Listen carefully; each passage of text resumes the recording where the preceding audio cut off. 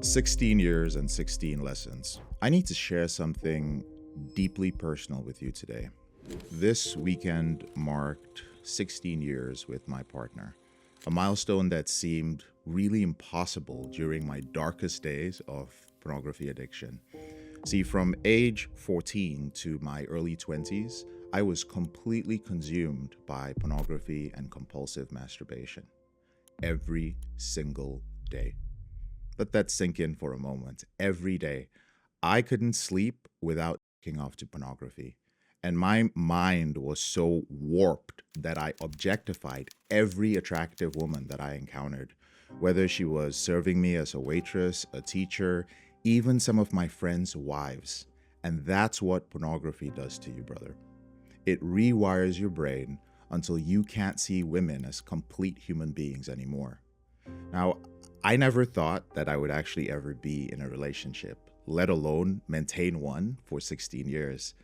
I would see men with, beautiful, loving partners. I'd see them holding hands, and I'd feel this deep, gnawing longing, not just for the physical part of it, but for true intimacy, for friendship, and for those shared experiences. Meanwhile, there I was, the loser, looking off to pixels, paying cam girls, and back then it was Craigslist, scrolling through Craigslist like a pathetic addict. But here's the thing, I made it out.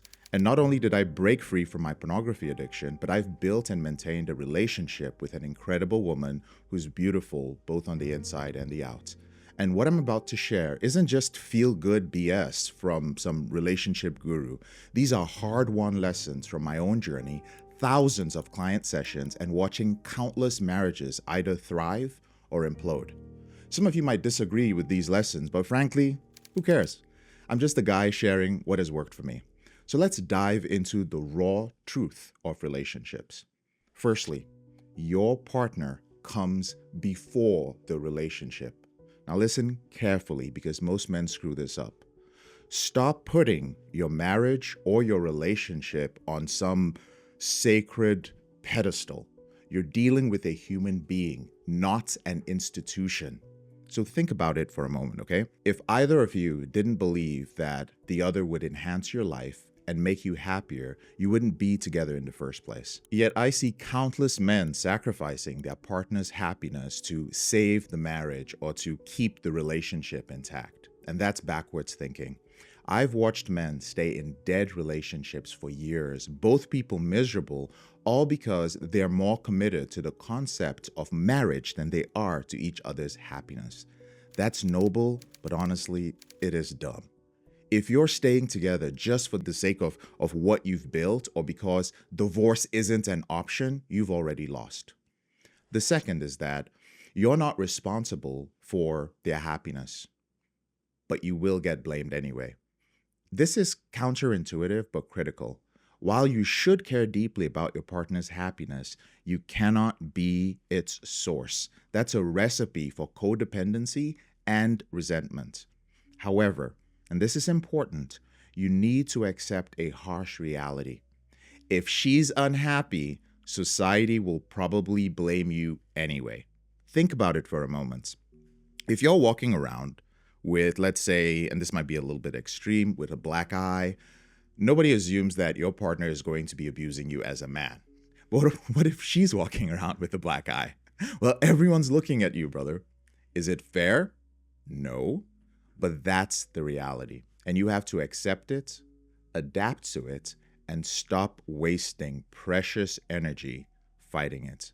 Instead, focus on building a relationship where both of you take responsibility for your own happiness while supporting each other's growth. Third, the small things make or break everything. You want to know why most relationships die? It's not the big fights or the dramatic betrayals. It's the slow death of 1,000 cuts when you stop doing the little things. Those thoughtful little gestures you had at the start, the warm cup of coffee in the morning, the random text during the day, or warming her car up in the winter before she goes to work. These aren't just cute extras. They are the lifeblood of emotional connection. I've seen it countless times with my clients. So they stop all the small acts of kindness because They don't think it matters anymore because they think we're established now. Then they're shocked when their partner turns cold or seeks attention elsewhere. So keep doing those little things, especially when you don't feel like it. They matter more than the grand gestures ever will. Fourth, be willing to walk away. Now, this isn't about being callous, it's about having standards and self-respect. Both partners should know that they're choosing to stay, not feeling trapped. In 16 years, our relationship has died several times, but we chose to rebuild it because we wanted to, not because we had to. Fifth, talk to each other first. So before running off to friends, family, or therapists when there is an issue in your relationship, exhaust all communication with your partner first. Max out your direct communication despite your strong emotions. 6. Keep your relationship private. Now, not everything needs to be shared on social media or shared with friends.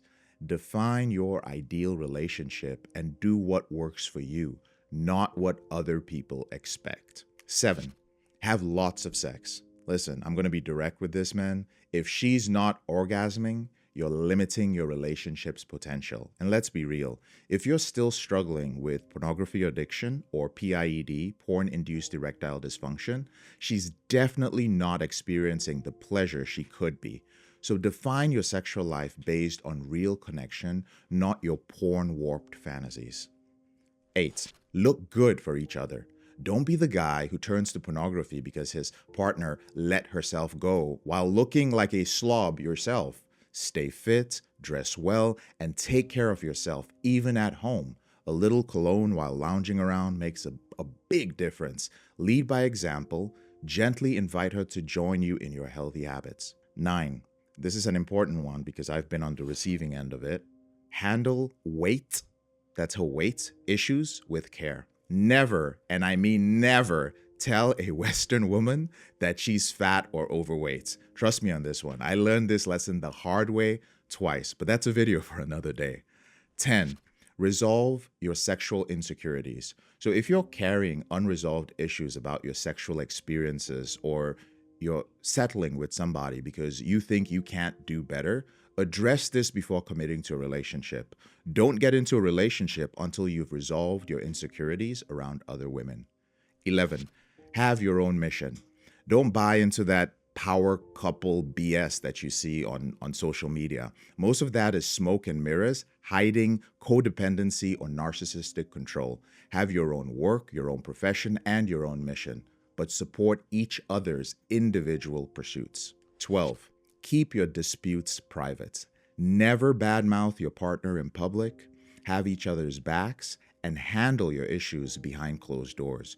No passive-aggressive social media posts, no cutesy put-downs. Keep it private. 13. Keep your finances separate. At the end of the day, what's yours is yours and what's hers is hers. Get it in writing. Don't fall for the trap that joint assets prove commitments. That's financial dependence, not love. You can have an account that y'all share together, but I recommend you get a lawyer and protect yourself before you get married. 14. Minimize rules. Too many rules kill relationships. At the end of the day, both men and women need freedom. So if you're living under constant restrictions, like you can't have platonic conversations with other women, you can't travel with your boys, you must be home at a certain time, you're setting your relationship up for failure. Those restrictions will push you towards unhealthy outlets like pornography, video games, or some sort of substance use. 15. Put your mission first. Your purpose in life comes before the relationship.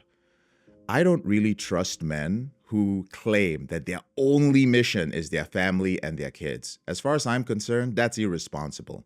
Your kids will grow up and live their own lives. Visit any retirement home and you'll see the truth. Those who made their kids their only purpose often die alone anyway. 16. Choose each other daily. At its core, a relationship is two happy individuals voluntarily going through life together because it makes both people happier. In my relationship, we believe we're two awesome people who came together because doing life together is more awesome. So if you're doing it for any other reason, you might be missing the point. Now, I know some of these lessons might seem harsh or controversial, but they've worked for me and countless other men that I've coached. If you're still stuck in the pornography addiction cycle, thinking that you'll never have a real relationship, I'm living proof that change is possible. But here's the thing, you can't do it alone. I've tried that route for years, trying to use willpower, and it led nowhere. If you're ready to break free from porn addiction and build the kind of relationship you've always wanted, it's time to take action. In our Dating Reboot program, I teach men how to build sustainable relationships filled with great sex, mutual respect, and freedom. Relationships that get better year after year. This isn't about the traditional get married, buy a house, have kids, get unhappy, watch porn, get fat, stop having sex, tolerate each other, then have an affair, divorce when the kids leave the home model. No. If you're ready to learn more about building this kind of relationship, I want you to click on the link that you'll see in this video to speak to one of our Reboot strategists about the Dating Reboot program. Don't waste another decade of your life jerking off to pixels while real connection passes you by. I'll see you on the other side.